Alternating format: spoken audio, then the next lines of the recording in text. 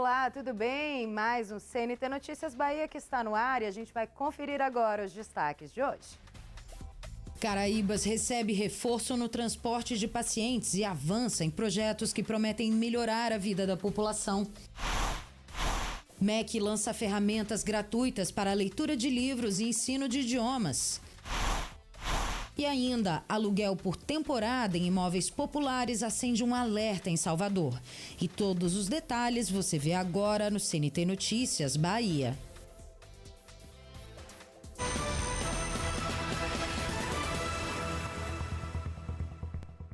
Os moradores de Caraíbas, no sudoeste da Bahia, passam a contar com mais facilidade para fazer os tratamentos de saúde fora do município. Novos veículos foram entregues para melhorar o transporte dos pacientes. Quem precisa sair de Caraíbas para fazer tratamento de saúde agora deve enfrentar menos dificuldade. 2 vans passam a ser usadas no transporte de pacientes que fazem o chamado tratamento fora do domicílio, o TFD.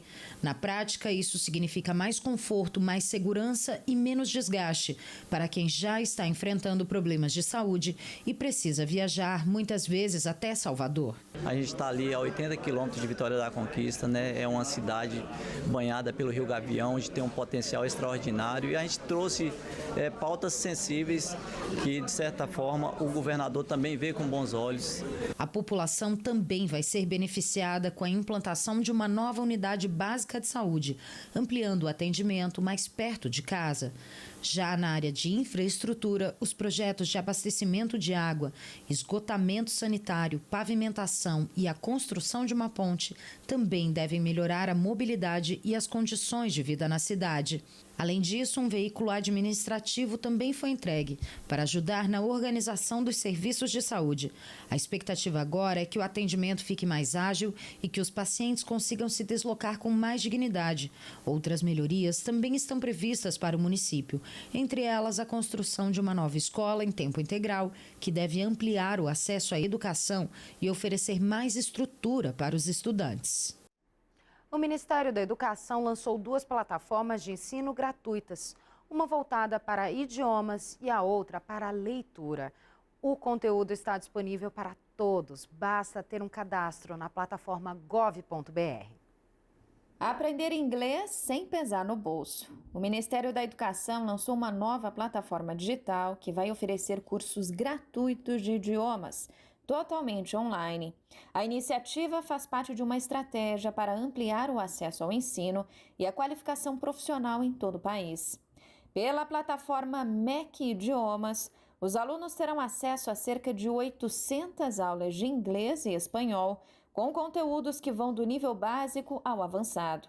O conteúdo é dividido em módulos, com etapas de aprendizagem, permitindo que o estudante avance no próprio ritmo, mesmo sem experiência prévia no idioma.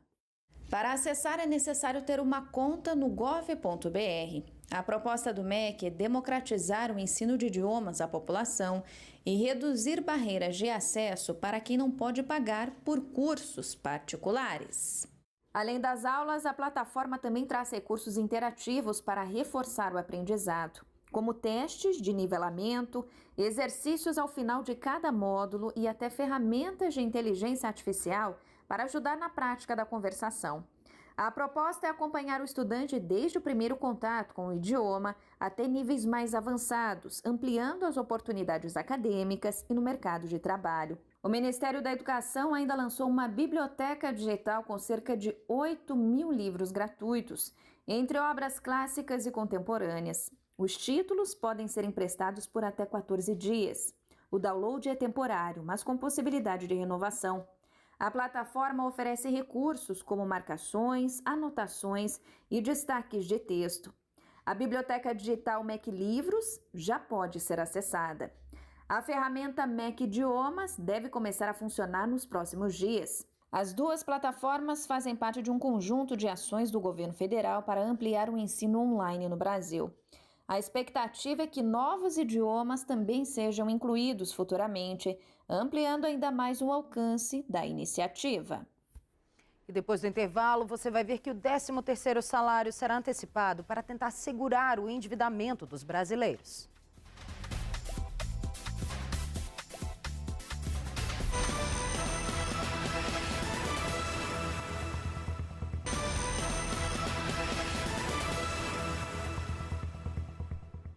governo federal vai antecipar o pagamento da primeira parcela do 13º salário para os aposentados e pensionistas.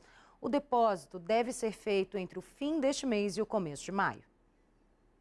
Ao todo, 35 milhões de aposentados e pensionistas do Instituto Nacional do Seguro Social, INSS, vão receber o 13º salário em 2 parcelas, com a primeira prevista entre os dias 24 de abril e 8 de maio, e a segunda parcela de 25 de maio a 8 de junho.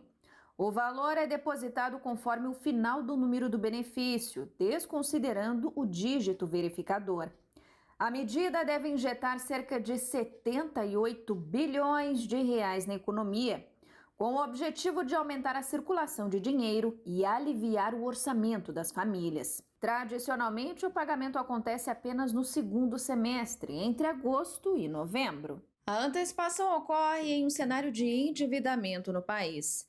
Uma pesquisa da Confederação Nacional do Comércio de Bens, Serviços e Turismo, a CNC, revelou que em março o número de famílias endividadas chegou a mais de 80%, enquanto o número de idosos inadimplentes cresceu significativamente nos últimos anos. A antecipação do 13º também é vista como uma estratégia econômica para estimular o consumo e tentar conter o avanço das dívidas, principalmente entre aposentados.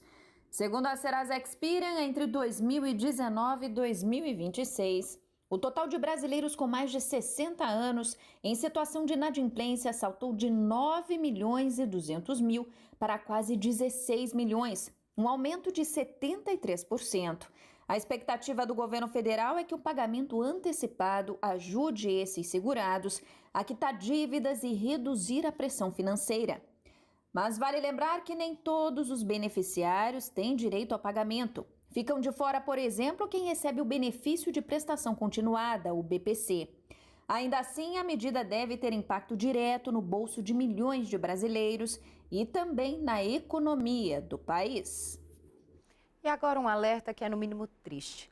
O vandalismo contra as mudas plantadas em Salvador já causou um prejuízo de cerca de 3 milhões de reais. Além de atrasar a arborização, os danos afetam diretamente a qualidade de vida da população, já que essas árvores ajudam a reduzir o calor, a melhorar o ar e a deixar os espaços urbanos mais agradáveis. Entre os problemas mais comuns estão o corte das plantas, o furto das estruturas de apoio e também os danos nos sistemas de irrigação. Uma tristeza. Além da perda ambiental, a prefeitura precisa gastar mais com a reposição e a manutenção, o que poderia ser investido em outras coisas. Então, ajude a preservar esses espaços públicos e denuncie os casos de vandalismo. E no próximo bloco, você vai ver que Salvador avança na regulamentação do aluguel por temporada, enquanto crescem as suspeitas de uso irregular em todo o país.